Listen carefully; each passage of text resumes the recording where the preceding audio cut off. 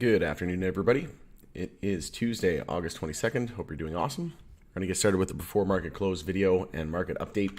I did have some extra time today, so we'll come on. We'll do any ticker requests. I see we have one from Leisha there. I'm just going to bring up the community. I know we had quite a few people that joined the community as well over the last week or so. So just as a reminder, I did move as well, Leisha, when I posted that video, I moved your comment from the videos channel right here underneath the thread. So if anybody does have any ticker requests, usually what I do is about 30 minutes before the market close, I go live and then I put it in here in market stocks, and then you can just put your ticker request in here just like I did here, example AAPL, and then the exchange, because sometimes they're on OTC or NYSE, NASDAQ, or some sort of Canadian exchange.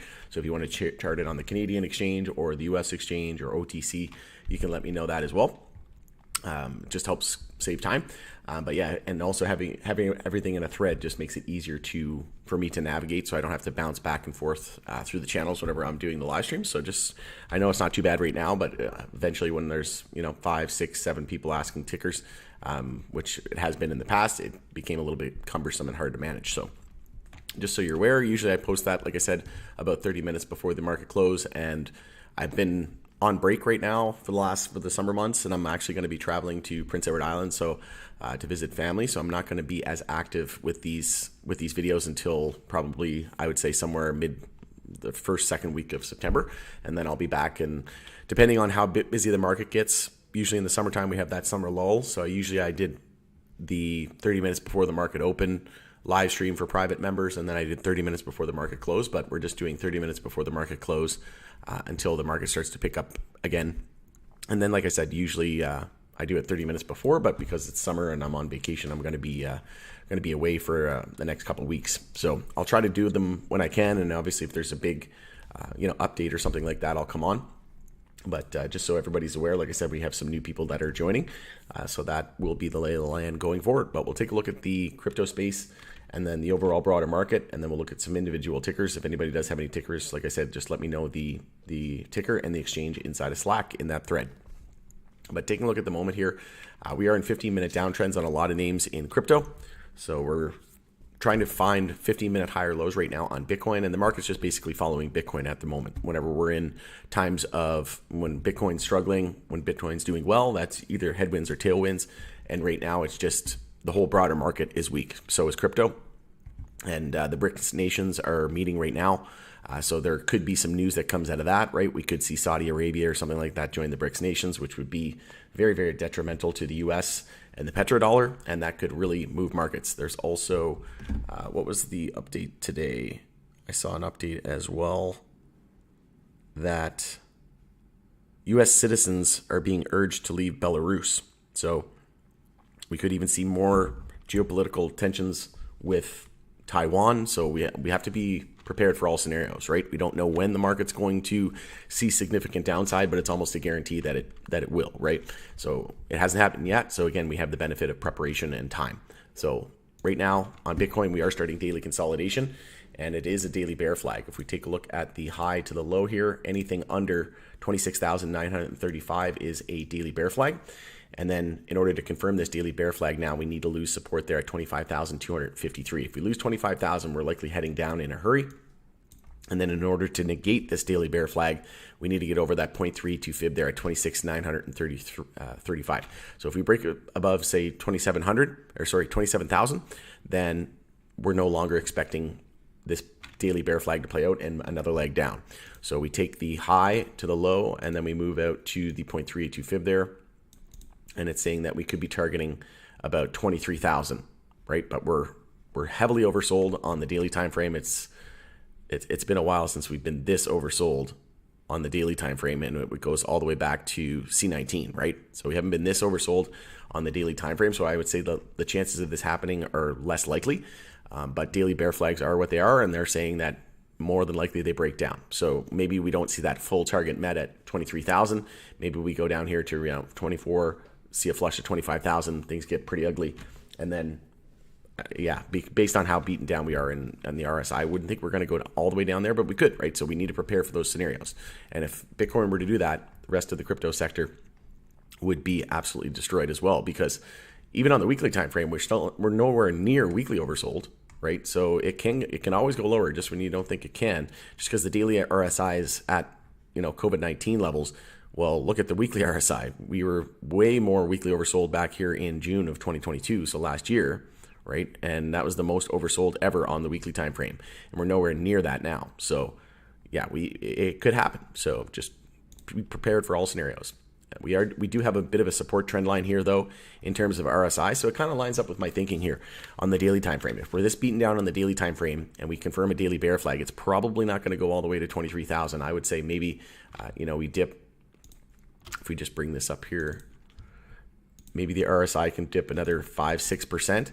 So again, that lines up with my thinking that the bottom might be closer to in. And then let's say if we dip 5 or 6% below there, that would bring us to around 24,000, right? So like I said, maybe we flush 25,000, people start to panic. We go as low as 24, 23. And then I would say, maybe somewhere around that area, maybe 23,500. And then we start to bounce from there, because look at the RSI right now. It's in the teens. And like I said, it's just the most likely scenario, I think, is that we find support sooner rather than later. But it's not looking good. Even on the weekly time frame, we have the EMA 12 and 26 period that still hasn't seen a bear cross yet. Look what happened the last time that those EMAs crossed bearish with the shorter term, the yellow above the white. When they crossed, price went from there, still dropped another 30%. So if we were to cross and drop 30%, that would put us down in the $18,000 to $19,000 range. So again, I don't think it's the most likely scenario, but it certainly could play out. But we'll be watching this support trend line here on the RSI as well. If that breaks, then we're not looking good. Then we could see an EMA 12 and 26 bear cross, and then more than likely heading down to that 20K region. But again, I think the most likely scenario is we find support around that 23.5 for 24,000. In terms of movers and shakers on the day today, we have LBC Code and HP leading the decline, and on the bull list, the only ones we have is Celsius and BTC Dominance. So that's another thing that I wanted to bring up as well, was the Bitcoin dominance. We could still see an EMA 12 and 26 bull cross here on the EMAs, signaling that Bitcoin should outperform the altcoins. And then we do have a lack of resistance after we get over 52.18%. We have a lack all the way up to 73.63%. So this could set the stage for something like a Bitcoin ETF getting approved, right? If we get a Bitcoin ETF, spot ETF approved into the fall, then this would make Bitcoin shine and just outperform the rest of the altcoin market, right? So that's possible. We know that there could be multiple spot ETFs get approved as well into the fall, but that would be good for altcoins, because eventually we would top out and then that money would flow into altcoins, and then that's likely when we get our altcoin season. And we are heading to monthly overbought territory. Actually, on the RSI, we're getting close to all-time highs on the monthly RSI on Bitcoin dominance. So again, it's looking like it's going to outperform. Whoops, hit the wrong button there. Looks like it's going to outperform the altcoin market. And again, we're just watching for this line right here to come into play. So we're getting close to it now. I can adjust that just a little bit, right? So if we were to poke above that, I would say that the top of Bitcoin comparative to the rest of the altcoin markets is getting close.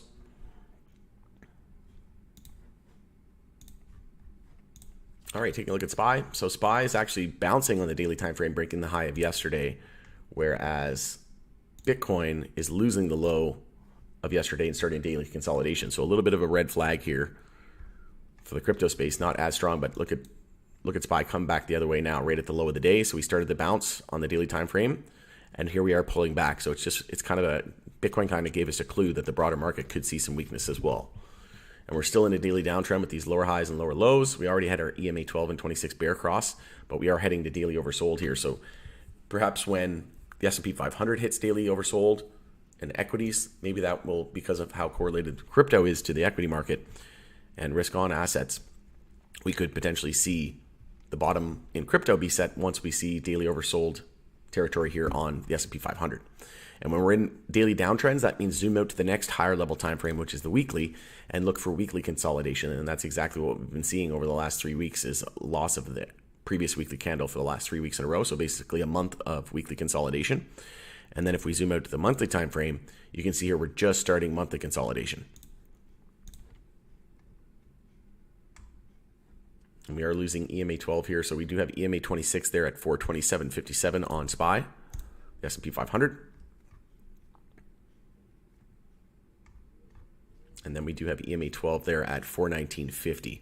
So we're starting monthly consolidation. We're still in a monthly uptrend though, with a low, high, higher low, and higher high. So we're just scouting a higher low compared to 377.80, which is a long ways away. Like from the low there, we could drop another 12.5% on the S&P 500, still be in a monthly uptrend, right? So this is why we need to prepare for some serious downside, because we could even pull back 10, 12% on the S&P 500 and still be in a monthly uptrend, so it'll still be healthy, right? So just keep an eye out for that. DXY. So starting the monthly bounce, so exact opposite of what we would expect with the S&P 500 because they're inversely correlated. But we are looking for this bear flag continuation to see follow through, and we did confirm a monthly downtrend, but we're just seeing a little bit of a relief rally here, and nothing goes straight down in a straight line forever. We could still see an EMA 12 and 26 bear cross here as well on DXY, meaning that would be very good for stocks and crypto, meaning a lot more upside. So again, it adds to my thesis that we could see, short to medium term a little bit more bearishness, but medium to long term, I think we're going to see a nice move here into the end of the year. Remember, Congress still hasn't been banned from owning stocks yet, which could happen into the fall as well. Could coincide well with a spot Bitcoin ETF getting approved. There's even talks of more lockdowns going on with C19 variants. That could be our final. There could even be more stimulus, right? They might even turn the money printer back on. And then that's going to create our last final push in the market as well, in my opinion. Spot Bitcoin ETF potentially getting approved. And then once that spot Bitcoin launches, they'll use that as exit liquidity on the retail market, right? They'll send everything to sky high, all-time highs. They'll launch the Bitcoin ETF maybe sometime in early 2024, and then everybody and their dog, right? Me, you, everybody and their dog will be like, oh, it's time to buy in Bitcoin ETF, but it'll probably be at price of Bitcoin will probably be at $100,000, and then they'll crash it to 10,000 after that, right? They'll use it as exit liquidity. That's what I think is going to happen. And then, like I said, it should line up well with Congress being banned from owning stocks. Fed banned themselves from owning stocks, the Federal Reserve staff and employees. So if they no longer have any skin in the game, and Congress no longer has any skin in the game, the lawmakers and the people printing the money, well, what benefit would they have to keep the market up, right? So I think that's the most likely scenario. And then just an update on the S&P 500 fractal from the .com days. Remember how I said I expected us to follow that and head to monthly oversold, but I expected us to deviate from it greatly because of how manipulated the markets were, because of the trillions and trillions of dollars the Fed was printing to artificially prop up the market. And we still didn't have Congress being banned from owning stocks. So basically exactly what I predicted happened. We didn't know for sure, but I was, that's what I said I was looking at until I wasn't. And like I said, I think some point over the next few months, we're probably going to reach a top, and then we're going to continue to follow this .com fractal, and we could drop as low 200s on the S&P 500, which would mean about a 50% drop from current levels, right? So we need to prepare for that. We don't know for sure when it's going to happen, but it's pretty much a guarantee it's going to happen eventually, right? Nothing goes straight up forever, and we got about 10 years worth of gains in the S&P 500 condensed into a couple years, right? Moving on, we'll take a look at some individual names on the day today. In terms of movers and shakers, we have INSG, DPro, and PayPal leading the bull list. INSG, nice daily bounce here. We had no daily resistance all the way up to 93 cents. So if you were entering here, we even had support there at 54 cents. We got as low as 55. So that was a great entry opportunity, bottom fishing with a stop just below 54. And if you entered there near support, you'd have been up almost 20%. So that's the benefit of playing support resistance if you're looking for any kind of swing trade, day trade. Personally, I'm more of a swing trader and investor, but I do some trades from time to time. I'm actually looking at DDD as well. I just made a post in the Power Group community about that. But AMC, NKLA, and GME leading the decline today. NKLA getting interesting as well. It was just at $3.71, now down to $1.54 in a little over a couple of weeks here.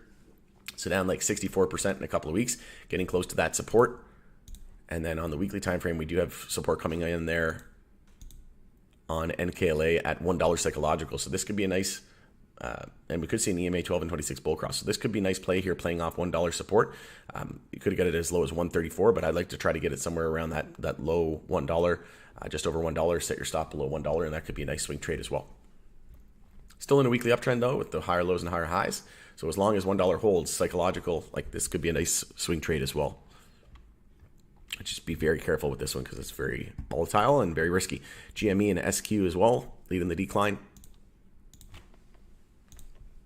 In terms of Canadian MJ, which has been a lot stronger than US MJ, we have WIB, SNDL, PCLO, and DB leading the bull list. On the bear list, we have Oxley, VFF, and NOVC. And VFF, I mentioned, what was it, last week or a couple weeks ago? So this could be ripe for a massive move, right? Canadian MJ was showing way stronger. We hadn't bounced in about a year, right? On the monthly time frame, we hadn't started the monthly bounce in a year. So as soon as we broke 68 cents, if you just entered there, monthly bounce first time in a year, you would have saw over 40% of gains there on a swing trade. So that was a monster swing trade, pretty much a no-brainer playing out. Are at risk of a daily downtrend here now, though, with the high, low, lower high, lower low. If we lose 82 cents, you could go short, be a nice short opportunity down to about 62 cents. Tilray, leader in the space, also at risk of a daily downtrend here with the high, low, lower high, and lower low. So key support here is going to be 243. If we lose 243, we confirm a daily downtrend. Then we zoom out to the weekly and watch for weekly consolidation, and we look for a higher low compared to 216. But we could still see an EMA 12 and 26 bull cross here on the EMAs as well, which means we could see more upside. It's a weekly, two weekly inside bars at the moment, though. So big tightening range here on the weekly time frame. So if we break 282, we start the weekly bounce, and if we lose 243, we start weekly consolidation. Weekly consolidation just means we're losing the low of the last candle, and then the bounce just means we're breaking the high of the previous candle. And that can be applied to any time frame. If it's daily time frame, daily bounce. Weekly time frame, we're breaking the high of the last weekly candle, weekly bounce. Monthly time frame, we're breaking the high of the last monthly candle, monthly bounce, right? Losing the low of the last monthly candle, monthly pullback and consolidation. And it all just starts to make sense a little bit more as you practice it, right? It's like riding a bike. MRMD, BMMJ, and FIT leading the bull list today, and on the bear list we have RWB, Acreage, and KGKG. I actually added a little bit more BAM as well. Not a lot. It's only very, very small percentage. No more than, I'll never allocate any more than 5% of my MJ portfolio to this. But it could be a nice buyout target, could be a nice rebound play, like just at current levels. If we go back to all-time highs, you're looking at a 50x from here. So $1,000 investment, most you can lose is $1,000. If we go to just back to all-time highs, that's about a $50,000 gain, right? So turn $1,000 into $50,000, and the most you can lose is $1,000. That's basically how I'm playing. MSOS. So this is, I made a post about this one as well. Weekly bounce underway, and like I said, it would have been a nice entry opportunity playing off $5 support and setting a stop at, say, 474, 444, however much risk you're willing to take on. And then sure enough, we hit 484. So if you did a stop at 474, you still wouldn't have been stopped out yet, because you need to allow that wiggle room, right? $5 psychological. How many people would have had a stop loss below $5? Probably like anybody who had a stop loss, I would say like 90% of them, right? So if you do 474 or 444, you allow that wiggle room for any kind of stop loss hunting. And that's exactly what happened. Is we dropped about 26 cents below $5. Think of how many people got stopped out. And now we could start to go the other way. But the bottom might not be in yet. That's why I say, even 444 might not have been a bad idea. But if you haven't entered MSOS yet, this could be a nice swing trade opportunity, like I said, with a stop below 484, and then look to play back to the EMAs there around $5 to $6. Mid fives. So if you go back to EMA 12, that's about a 9%. Go back to EMA 26, that's a little over 20%. But definitely weaker than Canadian MJ. Canadian MJ definitely standing out as the stronger of the two. Just checking in on the Power Group community here. NVIDIA is poised for another earnings blowout. Yeah, they're just, stock's completely ripping. It's at all-time highs. I'd be very careful on NVIDIA, though. It's likely due for a massive 20-30+% pullback. Dollar firmer as traders look to Jackson Hole gathering. And then, like I said, there's tons of geopolitical things going on with the BRICS nations, so we could see some updates into the end of the week here. So Alicia would like to take a look at Cresco. But again, yeah, if you let me know the exchange, I'll just chart it on the OTC, because that's where the most volume is. But if you want me to chart it on a specific exchange as well, you can let me know that. But let's bring up Cresco. So as we know, Cresco will no longer be, let me just bring CRLBF. So they'll no longer be merging with Columbia Care, next would have been the biggest company, MJ company. So it just goes to show you kind of the sign of the times. And then that caused the stock price to crater. And like I said, the whole US landscape for MJ has just been brutal. Look at MSOS, the ETF here in the US, and then look at HMJ, which is a Canadian ETF. And look, it's been over the last, since June 23rd, the week of that, of June 23rd. Sorry, was it? Yeah, the week of June 23rd. Or sorry, no. Week of June 26th, it's 2023. Okay, yeah. So June 26th, it's up almost 20%, a little over 17%.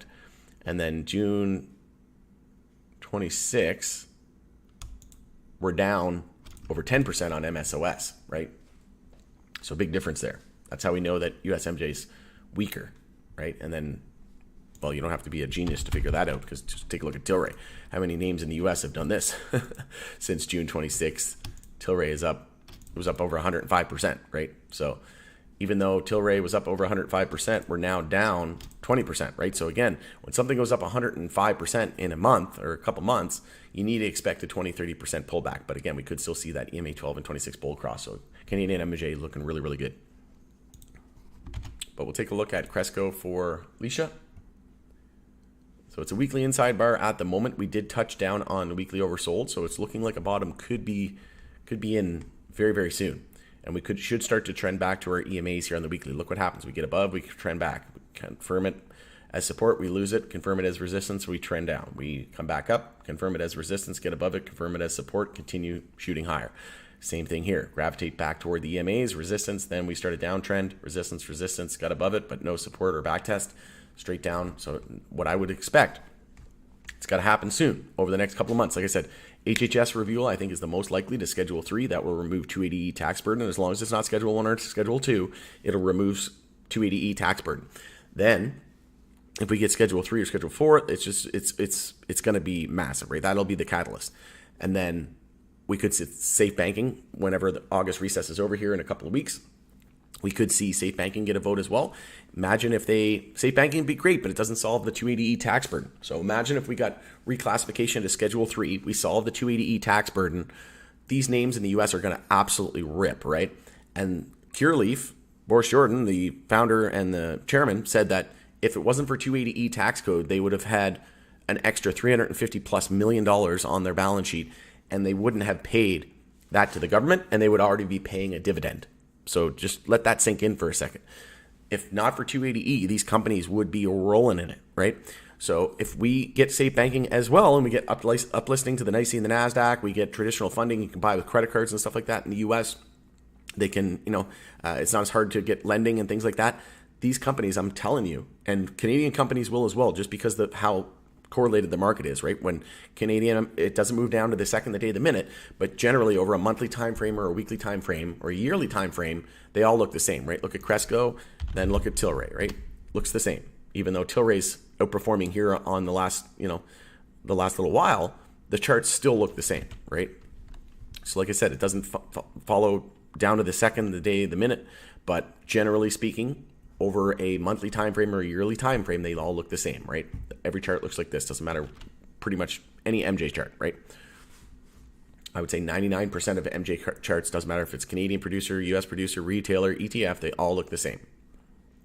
So as for Cresco, if we start to trend back to EMA 12 there, that would be a trade of about 30%, a little over, and then 50% if we get back to EMA 26. But look we haven't seen a bull cross since all the way back here when the Dems took control of the Senate. So it has now been 11,113 days-ish since we've seen a bull cross of these EMAs, and we're not that far away. So I'd rather be in early than 1 second too late, right? Because it's been, it's been over 1,000 days. So when this happens, we're beaten down way more than we were this time, and look what happened. Price went from the lows there up about 800%. So if we were to do 800% from here, that would bring us to around $9, right? $9-10. But this could be a nice entry here, playing off $1 psychological. Look at where it hit exactly $1 last week. So that would be a nice entry there with playing off $1 psychological support. You could do a stop loss if you wanted to. If not, like I said, you can't really go wrong from the all-time highs on Cresco. it's down over 94%. So just like all MJ, common theme is down 80 to 90% plus. But it's definitely weaker in terms of the monthly time frame. Drop into a monthly all-time low. And we're getting close to, we were very, very close to monthly oversold there with that wick.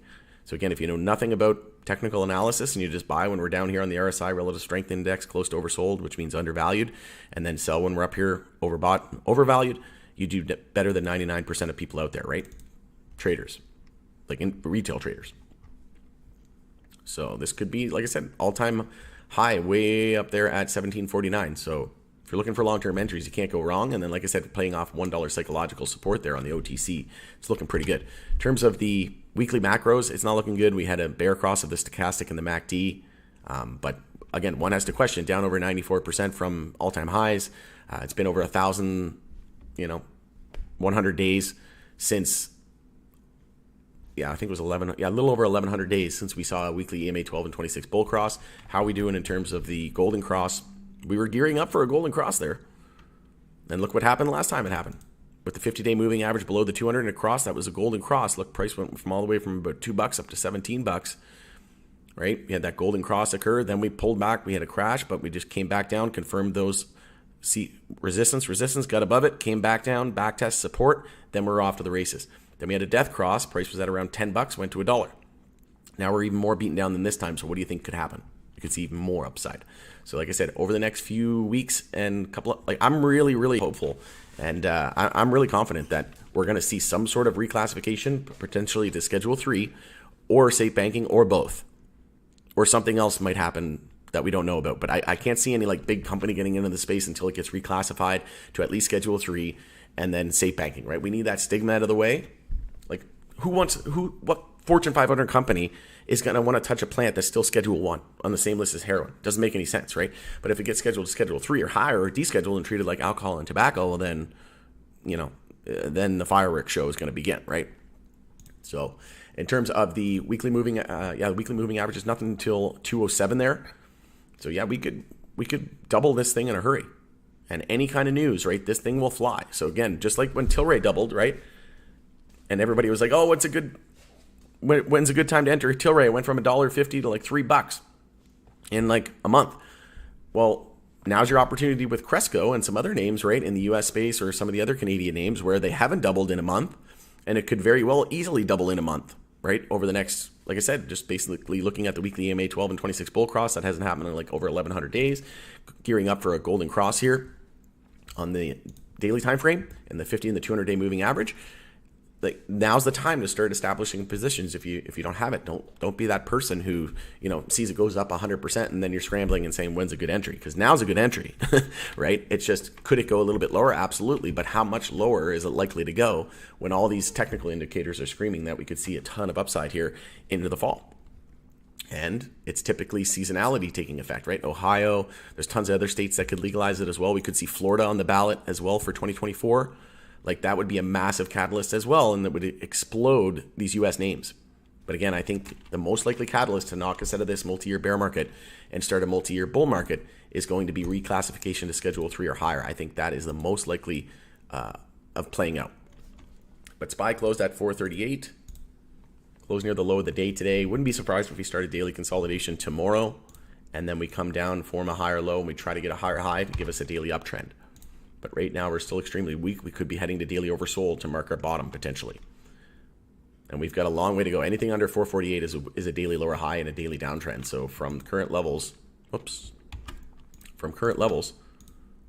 from the high of the day today, we would still have to bounce another over 1.5% just to be back to daily resistance and to negate the daily downtrend. So I think the most likely scenario is we see daily consolidation into tomorrow. This BRICS nation probably not going to be good, right? Because it threatens the US dollar and the strength of the US economy. And then we could go down from here. So like I said, watch for some news with regards to BRICS or something like that. Maybe Belarus or, Taiwan is still on the radar as well, but there's some news about Belarus urging US citizens to leave. So it's not looking good. We could be heading to daily oversold. Things could get worse here in the short term, but medium term, I think we're probably going to finish the year very, very strong. And then semi long term, we should be okay, right, into the beginning part of 2024. But then, like I said, I think into May and spring, sell in May and go away in 2024 is probably where the market's going to get really, really bloody. and then maybe in 2025 we start to rebound. But again, it lines up with my thesis of the S&P 500 here on the monthly time frame, potentially hitting monthly oversold somewhere around that spring 2024. Sell in May and go away, right? So now's the time to prepare. Please do not be that person who says, I wish I would have prepared, because you have the benefit of time. If you know people that haven't prepared, send them this video, right? Like, I'm telling you, it's going to be Armageddon. It's going to be very, very bad. It could be 3 months, could be 6 months, could be 12 months, could be 2 years. I really don't think it's that far away, though. When is HHS report due, and how about Canadian MJ review? Are the deadlines? Yeah, so the Canadian MJ review is going through a consultation period. So I think sometime in the fall is when that's due. And then HHS was in October. That Biden had basically sent them off to look at the science and whatnot. So I think it was like the first week of October last year. So it should be some point in October. And like, MJ's seasonal, right? We have that seasonality effect in MJ where it's usually the summer lull and then into the fall, and that's usually whenever there's like, states and things like that. Individual states start to get it on the ballot, whether medical or full rec, adult use. So we could see that. We could see Florida. We could see the MJ Act review here in Canada, reclassification to Schedule 3, safe banking. There's a lot of catalysts. There's also Germany set to come online here into the end of the year. So there's never been a better time to enter MJ, right? But it's just, you got to pick names. That's why I'm sticking to, like, everything's down 80, 90+%. That's why I'm not focusing too much on, the lower tier small cap names, because there's too many good companies out there like Tilray to pass up, right? That's why 30% of my portfolio, MJ portfolio, is to Tilray, because I don't think there's another company on the planet that's going to stand the test of time and do as well as Tilray, right? So if Tilray wasn't down 99% from its all-time high, or 96% from February 2021 highs, I wouldn't be allocating as much, right? And if it was only down 50% and the rest of the sector was down 80, 90%, well, then I'd have a lot less money in Tilray, right? But it's the bargain right now. So there's a lot of catalysts, and you just have to wonder, when is this tide going to turn? And sentiment has never been this bearish in the MJ industry. So like I said, there's never been a better time to invest in the MJ industry. But again, just realizing that the S&P 500, if it starts to see some major momentum, we need to start preparing for that, right? So you can hedge, you can have a short position on the S&P 500, you can have SPXS, the inverse leverage ETF, you can hold cash, right? Those are 3 ways you can hedge. And there's even more than that. You can do puts, right? You can do SPY puts using options. I don't dabble into options because then you have to predict time as well. I like just regular short shares for long term, and then short term, any less than a month, I use SPXS, the 3x inverse leverage. So SPY goes down 1%, SPXS should go up in 3%, right? So it's a little bit more risk, versus reward there. But again, don't recommend that long term. And then you can use options. So there's more than 4 ways that you can hedge, but I just gave you 4, right? And that's going to hedge your long positions. So your MJ positions, or if you're like me, altcoins, things like that. But hopefully that helps. Not seeing any other ticker requests, just checking the news that came out here in the last few minutes. Hopefully that helps though, Alicia. But yeah, Cresco definitely looking like a bottom is very, very close. And we could see that golden cross over the next few weeks. Again, adding more confidence to the fact that we could see some catalysts here into the end of the year. MJ Act review here in Canada wouldn't really affect US MJ, I don't think. Depends on what it would be. If they allow like beverages to be sold in convenience stores or something like that, that'd be huge. But I don't think that would knock us out of this multi-year bear market and start a new multi-year bull market. What I think is going to happen is HHS review to Schedule 3 or higher, or maybe even descheduling. I think Schedule 3 is the most likely. They'll do it in a phased approach, right? It's like when they release an iPhone, they don't give you the whole bells and whistles. They give you a base model, and then they keep releasing a new one every year. So they're going to use that as a tactic, in my opinion. Schedule 3, then they'll do Schedule 4, Schedule 5, deschedule, something like that, I think is most likely. But who knows? Maybe they shock the market and they come back and they treat it as alcohol and tobacco, and we shoot up like 10x, right? 1,000%. Could happen.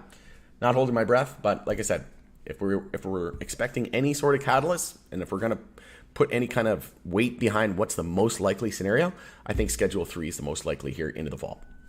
If we get safe banking, great. That doesn't solve 280E tax burden though, so we'll take both. But if I had to pick, I would want HHS review to Schedule 3 or higher, or even descheduled, as my preferred catalyst. That should knock us out of this multi-bear market in a hurry, and like I said, should start a new multi-year bull market. All right, hope you enjoyed the update today.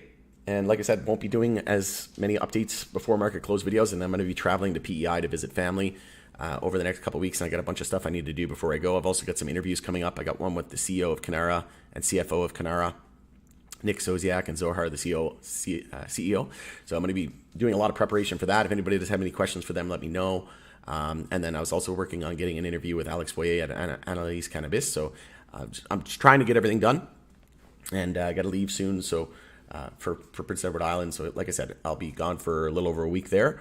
So for the next 2 weeks, won't be as active, but I'll still be checking in. And if something drastic happens, obviously I'll be tuning in for that. But hope you have a great rest of your day, and I'll probably be getting some videos out later on this evening as well. But thanks again, and we'll see everybody in the chat room in a few minutes. Have a great night.